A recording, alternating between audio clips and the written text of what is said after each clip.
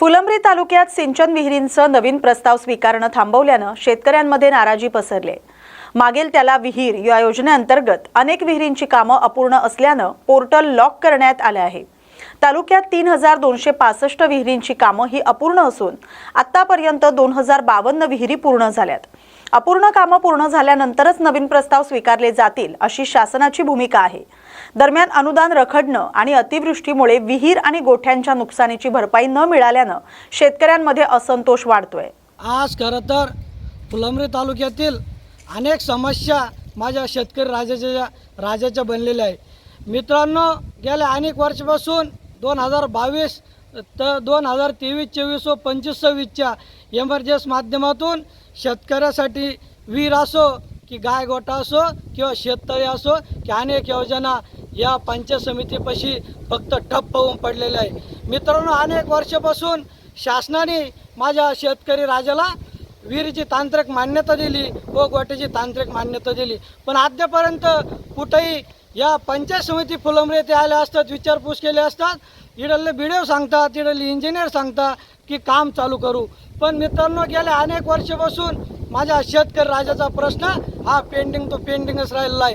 गेल्या अनेक वर्षापासून माझ्या शेतकरी राजाने व्याजाने कर्ज काढून माझ्या शेतकरी राजाने त्याचं विहीर काम पूर्ण करायचं काम पूर्ण केलं आहे। काही शेतकऱ्याचे गाय गोठी पूर्ण झाले आहे, तो काही शेतकऱ्याचे शेततळे सुद्धा पूर्ण झाले, पण या शासनाकडे अद्यापर्यंत माझ्या शेतकरी राजाला देण्यासाठी पैसे नाही। गेल्या इलेक्शन आलं की शासन सांगतं, शासन आपल्या दारी आणि अनेक उपक्रम घेतात आणि त्या कार्यक्रमामध्ये माझ्या शेतकरी राजाची दिशाभूल करण्याचं काम हे शासन करीत आहे।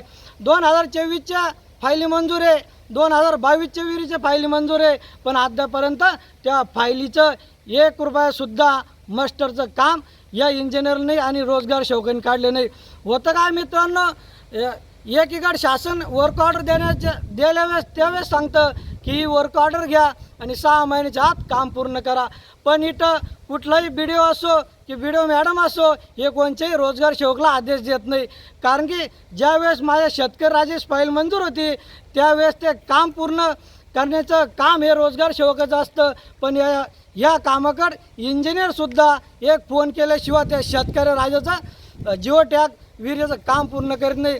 आता मुख्यमंत्री साहेबांनी अतिवृष्टी झाली होती त्यावेळेस महाराष्ट्रामध्ये भरमसाठ नुकसान भरपाईचा पैसा उपलब्ध केला होता, पण या पंचायत समिती आम्हाला सुद्धा लाज वाटते। या पंचायत समितीची गेल्या अनेक वर्षापासून या पंचायत समितीला माझ्या शेतकरी राजाचा निधी पडून होता, पण यांच्या हलगर्जीपणामुळं मार्च महिन्यामध्ये यांनी ते माझ्या शेतकरी राजाचे नावं प्रस्ताव तयार करून हे कलेक्टर ऑफिसला पाठवले पाहिजे होते, पण या इंजिनियरच्या हलगर्जीपणामुळे ते आत्तापर्यंत नावसुद्धा पंचायत समितीमध्ये पडून राहिले। तो शेतकरीसुद्धा त्या पैशापासून वंचित राहिला, हे कुठेतरी बदललं पाहिजे। मित्रांनो, या पंचायत समितीमध्ये रोज लाखो रुपयाचा भ्रष्टाचार होतो, याच्यावर सुद्धा आळा बसला पाहिजे। सन्माननीय सभापती महोदय यांच्या संग आम्ही प्रहारच्या माध्यमातून चर्चा केली, त्यांनी आम्हाला सांगितलं की 8 दिवसामध्ये तुमचे पूर्ण कामं मार्गी लावू। मी इडून सभापती महोदय व पंचायत समिती बीडीओ यांना विनंती करतो आणि चेतावणी सुद्धा देतो, माझ्या शेतकरी राजाचे 8 दिवसामध्ये जर काम पूर्ण झालं नाही तर तुमच्या कार्यालयाला कुलूप लावल्याशिवाय आम्ही प्रहार सैनिक शांत बसणार नाही। जय हिंद, जय महाराष्ट्र। वासवी टूर्स तर्फे आयोजित उत्तराखंडमधील पवित्र चारधाम यात्रा यंदा भाविकांकडून त्याला मोठा प्रतिसाद मिळतोय। एप्रिल आणि मे महिन्यात होणाऱ्या यात्रेसाठी आतापर्यंत तब्बल 354 प्रवाशांनी नोंदणी केली आहे। या पार्श्वभूमीवर उत्सव ब्लँक्वेट हॉल इथं मार्गदर्शन आणि स्नेहसंमेलन बैठक आयोजित करण्यात आली होती। यात्रेची तयारी, प्रवासाचे नियम आणि आरोग्याची काळजी तसंच दर्शन व्यवस्थेबाबत सविस्तर माहिती यावेळी देण्यात आली। प्रवाशांच्या प्रश्नांना आयोजकांनी समाधानकारक उत्तरे दिली। हा उपक्रम अत्यंत उपयुक्त ठरल्याची प्रतिक्रिया सहभागी भक्तांनी दिली आहे। या बातमीचा आढावा घेतलाय प्रतिनिधी मोहम्मद रफिक यांनी। आजचा जो कार्यक्रम होता तो चारधामच्या रिलेटेड होता। जसे की आपल्याला माहिती की आता यमुनोत्री, गंगोत्री, हरिद्वार, ऋषिकेश असे उत्तराखंडमधले 4 द्वारचे अक्षय तृतीयेला पट ओपन होत आहे आणि त्यानंतर सर्व भक्तजन हे दर्शनासाठी जातात।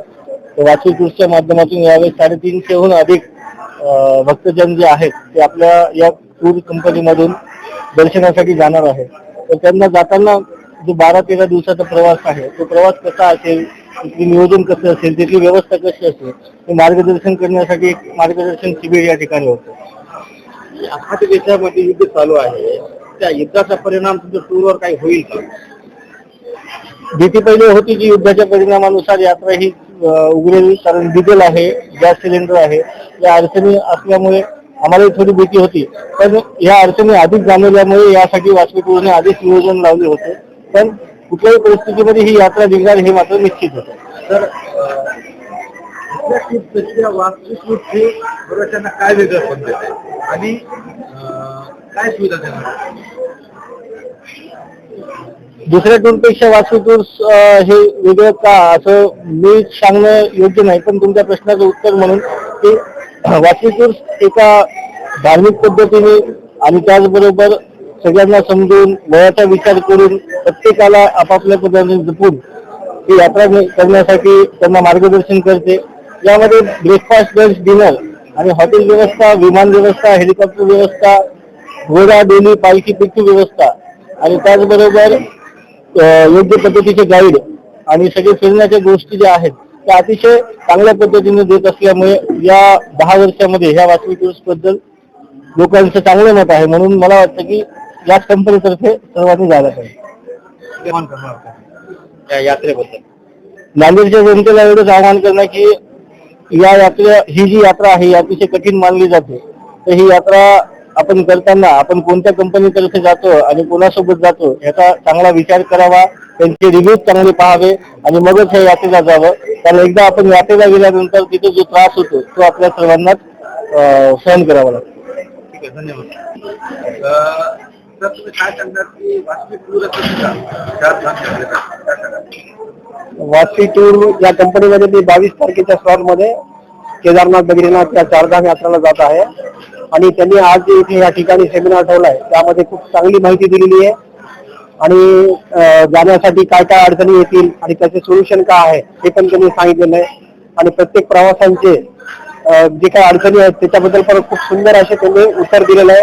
आणि ही यात्रा अवघड यात्रा कशी सोयीस्कर होईल आणि सोपी होईल त्याबद्दल त्यांनी या ठिकाणी सगळं गायडन्स केलेलं आहे. त्याबद्दल मी त्यांचा धन्यवाद मानतो.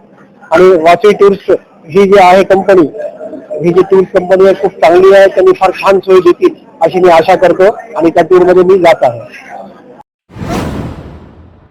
अनुसूचित जाती जमाती अत्याचार प्रतिबंधक कायद्यानुसार दाखल गुन्ह्यात अद्याप ठोस कारवाई न झाल्यानं अण्णाभाऊ साठे सोशल फोरमनं तीव्र नाराजी व्यक्त केली आहे.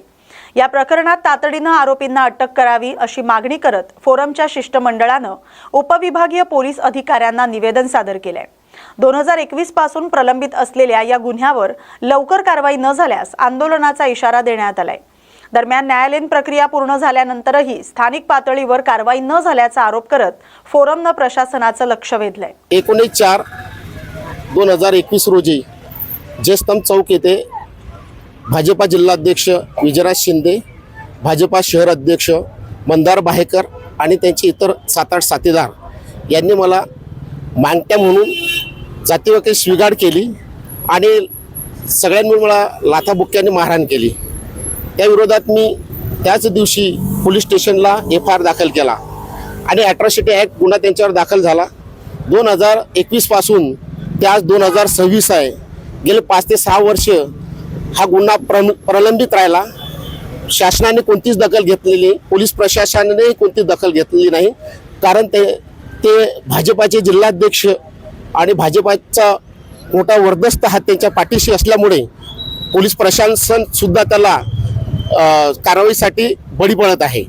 त्यामुळे आम्ही SP साहेबांनाही निवेदन दिलं आणि आज ज्यांच्याकडे या ॲट्रॉसिटी ॲक्टचा तपास आहे ते अधिकारी सुधीर पाटील DYSP यांना सुद्धा आज निवेदन दिलं आणि आम्ही त्यांना सांगितलं की भाजपाचे जिल्हाध्यक्ष विजयराज शिंदे आणि भाजपाचे शहर अध्यक्ष मंदार बाहेकर आणि इतर 7-8 लोक यांना तुम्ही ॲट्रॉसिटी ॲक्टनुसार तात्काळ अटक करा.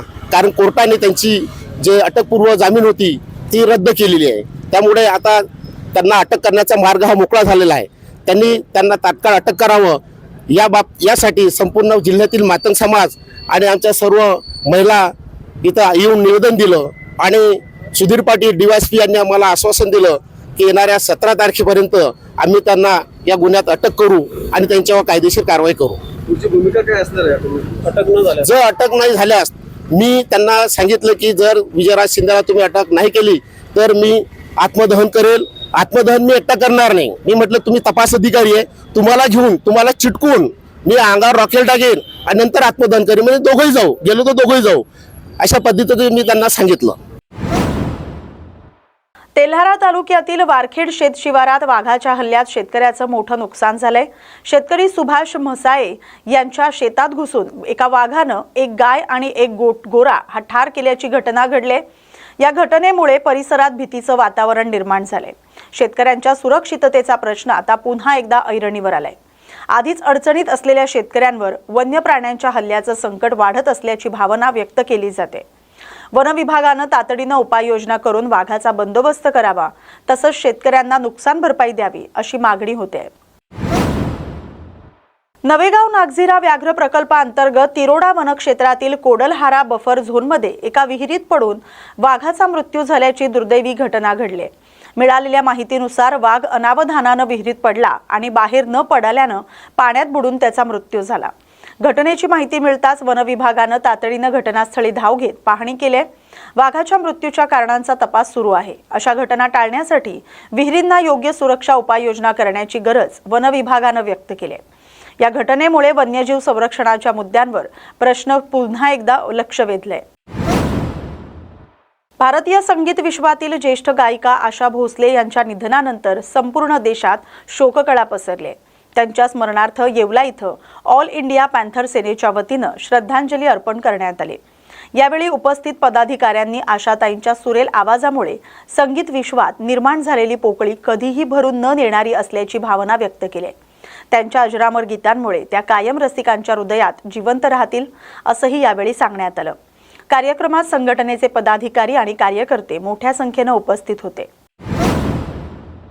राज्यातील भोंदूबाबा आणि अंधश्रद्धा पसरवणाऱ्यांवर कठोर कारवाई करण्यासाठी प्रत्येक जिल्ह्यात स्वतंत्र SIT स्थापन करावी अशी मागणी अखिल भारतीय भ्रष्टाचार निर्मूलन संघर्ष समितीनं केली आहे. समितीच्या पदाधिकाऱ्यांनी नाशिक जिल्हाधिकारी कार्यालयात निवेदन देत अशोक खरात प्रकरणाच्या पार्श्वभूमीवर अशा प्रकारच्या घटनांची सखोल चौकशी करण्याची मागणी केली आहे. तसंच संशयित प्रकरणांवर तात्काळ कारवाईसाठी विशेष पथक नेमण्याची आवश्यकता त्यांनी व्यक्त केली. या माध्यमातून नागरिकांचं आर्थिक आणि मानसिक शोषण थांबवण्यासाठी कठोर अंमलबजावणी आणि जनजागृतीची गरज असल्याचं यावेळी सांगण्यात आलं.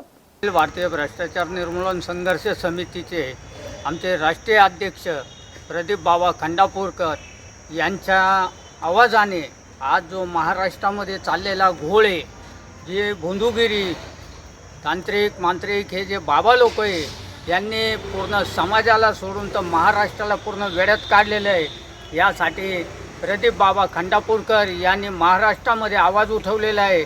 असे जे भोंदूगिरी करणारे, जे लोकांना लुबाडणारे आहेत, ज्यांनी लोकांची समाजाची दिशाभूल करून अनेक धन संपत्ती गोळा केलेली आहे, लोकांना फसवून लोकांच्या भावनांचा हे करून खेळ करून या भोंदूगिरी बाबांवर योग्य ती कारवाई व्हावी. जसे अशोक खराते नाशिकमध्ये त्यांनी हे केले, अशोक खरातच नाही पण पूर्ण महाराष्ट्रामध्ये असे जे जे भोंदूगिरी बाबा आहे यांना शोधून काढून यांच्यावर कडक कारवाई करण्यात यावी, अशीच आमची अखिल भारतीय भ्रष्टाचार निर्मूलन संघर्ष समितीच्या वतीने माननीय जिल्हाधिकारी साहेब यांना आज निवेदन दिलेलं आहे. सर्वप्रथम विश्वरत्न भारतरत्न डॉक्टर बाबासाहेब आंबेडकर यांच्या जयंतीनिमित्त संपूर्ण भारतवासियांना अखिल भारतीय भ्रष्टाचार निर्मूलन संघर्ष समितीतर्फे आम्ही शुभेच्छा देतो. जे महाराष्ट्रामध्ये प्रकरण चाललेलं आहे, अंधश्रद्धा निर्मूलन 2013चा कायदा आलेला आहे, तर त्या कायद्याचा गैरवापर केला जातो आणि भोंदूगिरी प्रकार हा प्रत्येक तालुक्यात प्रत्येक जिल्ह्यात महाराष्ट्रात आणि महाराष्ट्राच्या बाहेर चाललेला आहे. तेव्हा आम्ही जिल्हाधिकारी यांना निवेदन दिलेलं आहे की याच्यावर SIT स्थापन करण्यात यावी प्रत्येक तालुक्यात प्रत्येक जिल्ह्यामध्ये आणि महाराष्ट्राच्या बाहेर जिथे जिथे असं अन्याय होत असेल, अत्याचार होत असेल, मांत्रिक तांत्रिक भोंदूगिरी वाढत असेल त्यांच्यावर तात्काळ कडक कारवाई करण्यात येईल. परत या भोंदूबाबामुळं पीडित झालेला हा तांत्रिक मांत्रिक, पीडित झालेला महिला वर्ग जो आहे तो यांच्यावर यांचं पुनर्वसन करण्यात यावं आणि प्रशासनाने यामध्ये जातीने लक्ष घालावं अशी मी त्यांना विनंती करत आहे. भारतीय भ्रष्टाचार निर्मूलन संघटना आणि इतर सर्व संघटनेचे पदाधिकारी आज येथे उपस्थित राहिलेले आहे. आज आम्ही सर्वांनी मिळून जिल्हा अधिकारी यांना भोंदूगिरी जे बाबा आहे त्यांच्याबद्दल आम्ही निवेदन दिलेले आहे. नाशिक जिल्ह्याची SIT दिले आहे तर त्याची चांगली चौकशी करण्यात यावी आणि परभणी शहराजवळील सुमारे 120 फूट व्यासाची आणि 60 फूट खोल असलेली ऐतिहासिक चष्मे आब हयात विहीर पुन्हा एकदा चर्चेत आले. एकेकाळी 30,000 नागरिकांची तहान भागवणारा हा जीवनदायी जलस्रोत आज दुर्लक्षित अवस्थेत आहे. परिसरात स्वच्छतेचा अभाव आणि संरक्षण भिंतीची दुरवस्था दिसून येते. स्थानिक नागरिक आणि इतिहासप्रेमींनी या विहिरींचं तातडीनं सुशोभीकरण करून तिला पर्यटन स्थळ म्हणून विकसित करण्याची मागणी केली आहे. योग्य देखभाल झाल्यास ही विहीर परभणीच्या ऐतिहासिक आणि पर्यटन नकाशावर महत्त्वाचं आकर्षण ठरू शकते असं मत व्यक्त केलं जाते. शहराच्या मध्ये असलेली ही निजामकाळी विहीर एकेकाळी परभणी शहरातील अर्ध्या वस्तीची ताण भागवायची. आता ही विहीर महानगरपालिका प्रशासनाच्या दुर्लक्षामुळे ओस पडली आहे. या ठिकाणी मोठ्या प्रमाणात अशी पडझड झालेली आहे. याकडे आता महानगरपालिका प्रशासन लक्ष देऊन ही विहीर साफ करावी व हे स्थळ पर्यटनासाठी विकसित करावे. न्यूज मराठीसाठी मोहसिन अहमद खान, परभणी. भाजपचे जिल्हाध्यक्ष विजयराज शिंदे यांनी शिवसेनेचे पदाधिकारी श्रीकृष्ण शिंदे यांना 19 एप्रिल 2021 रोजी जातीवाचक शिवीगाळ आणि मारहाण केल्याची तक्रार बुलढाणा शहर पोलीस ठाण्यात दाखल करण्यात आली होती. त्यावरून विजयराज शिंदे यांच्यावर अॅट्रॉसिटी कायद्याअंतर्गत गुन्हा दाखल झाला होता. विजयराज शिंदे यांनी अटकपूर्व जामिनासाठी न्यायालयात धाव घेतली. मात्र न्यायालयानं त्यांचा अटकपूर्व जामीन फेटाळला. त्यामुळे त्यांना तात्काळ अटक करण्यात यावी या मागणीसाठी तक्रारकर्ते श्रीकृष्ण शिंदे यांच्यासह मातंग समाज बांधव आणि भगिनींनी आक्रमक होत बुलढाणा उपविभागीय पोलीस अधिकारी कार्यालयावर मोर्चा काढला. येत्या 3 दिवसात अटकेची कारवाई करणार असल्याचं आश्वासन पोलीस प्रशासनाकडून देण्यात आलंय आणि 3 दिवसात जर विजयराज शिंदे यांना अटक झाली नाही तर उपविभागीय पोलीस अधिकाऱ्यांना सोबत घेऊन आत्मदहन करणार असल्याचा इशारा तक्रारकर्त्यांनी दिलाय. 19/4/2021 रोजी जयस्तंभ चौक येथे भाजपा जिल्हाध्यक्ष विजयराज शिंदे, भाजपा शहर अध्यक्ष मंदार बाहेकर आणि त्यांचे इतर 7-8 साथीदार यांनी मला मागण्या म्हणून जातीवाचक शिवीगाळ केली आणि सगळ्यांनी मला लाथाबुक्क्याने मारहाण केली. त्या विरोधात मी त्याच दिवशी पोलीस स्टेशनला FIR दाखल केला आणि अॅट्रॉसिटी ॲक्ट गुन्हा त्यांच्यावर दाखल झाला. 2021 पासून ते आज 2026 आहे. गेले 5 ते 6 वर्ष हा गुन्हा प्रलंबित राहिला. शासनाने कोणतीच दखल घेतलेली, पोलीस प्रशासनाने कोणतीच दखल घेतलेली नाही. कारण ते भाजपाचे जिल्हाध्यक्ष आणि भाजपाचा मोठा वर्दस्त हात त्यांच्या पाठीशी असल्यामुळे पोलीस प्रशासन सुद्धा त्याला कारवाईसाठी बळी पडत आहे. त्यामुळे आम्ही SP साहेबांनाही निवेदन दिलं आणि आज ज्यांच्याकडे या अॅट्रॉसिटी ॲक्टचा तपास आहे ते अधिकारी सुधीर पाटील DYSP यांना सुद्धा आज निवेदन दिलं आणि आम्ही त्यांना सांगितलं की भाजपाचे जिल्हाध्यक्ष विजयराज शिंदे आणि भाजपाचे शहर अध्यक्ष मंदार बाहेकर आणि इतर 7-8 लोक यांना तुम्ही अॅट्रॉसिटी ॲक्टनुसार तात्काळ अटक करा. कारण कोर्टाने त्यांची जे अटकपूर्व जामीन होती ती रद्द केलेली आहे. त्यामुळे आता त्यांना अटक करण्याचा मार्ग हा मोकळा झालेला आहे. त्यांना तात्काळ अटक करावं यासाठी संपूर्ण जिल्ह्यातील मातंग समाज आणि आमच्या सर्व महिला इथं येऊन निवेदन दिलं आणि सुधीर पाटील DYSP यांनी आम्हाला आश्वासन दिलं की येणाऱ्या 17 तारखेपर्यंत आम्ही त्यांना या गुन्ह्यात अटक करू आणि त्यांच्यावर कायदेशीर कारवाई करू. तुमची भूमिका काय असणार आहे? जर अटक नाही झाल्यास मी त्यांना सांगितलं की जर विजयराज शिंदेला तुम्ही अटक नाही केली तर मी आत्मदहन करेल. आत्मदहन मी एकटा करणार नाही. मी म्हटलं तुम्ही तपास अधिकारी आहे, तुम्हाला घेऊन तुम्हाला चिटकून मी अंगावर रॉकेल टाकेन आणि नंतर आत्मदहन करेन. म्हणजे